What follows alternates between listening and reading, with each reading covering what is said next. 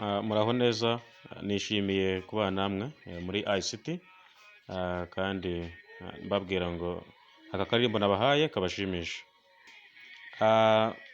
Uyu munsi ndagira ngo turebe uburyo ki internet yava kuri telefone tukayikoresha kuri computer ariko twifashishije USB. Umugozi umwe dukunda kwita USB.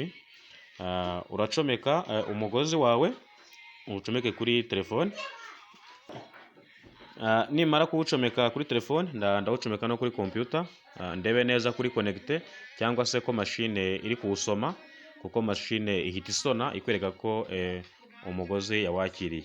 So nurangiza urahita uza hano nkuko ubona hano kuri telefone yawe, okay, hanyuma uscrolling down, okay, ufungure data,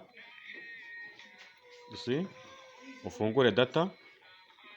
Numara gufungura data zawe as internet, so uze noneho ufungure umugozi.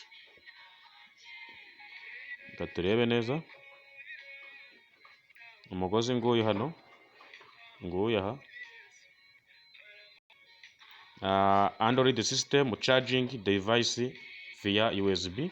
Ndakandamo hano muri uyu mugozi, hanyuma nongere ntayipinge. So nimara rero guscrollinga down, nakoze click kuri wa mugozi ya signal, baranyereka bino bintu, hanyuma nkore USB tethering. Nkore USB tethering, urumva ko na machine yasonnye, bivuze ngo internet irayakiriye. So nindangiza rero ndajya kuri machine yanjye ndebe ko yahageze.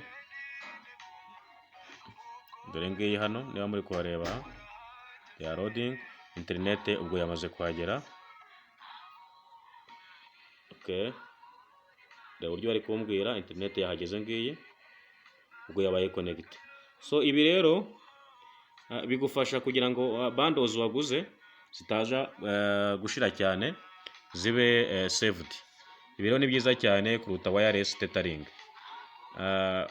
Ndabashishikariza kujya mubikora kuko bituma internet yawe imara iminsi cyangwa se iramba. So murakoze cyane.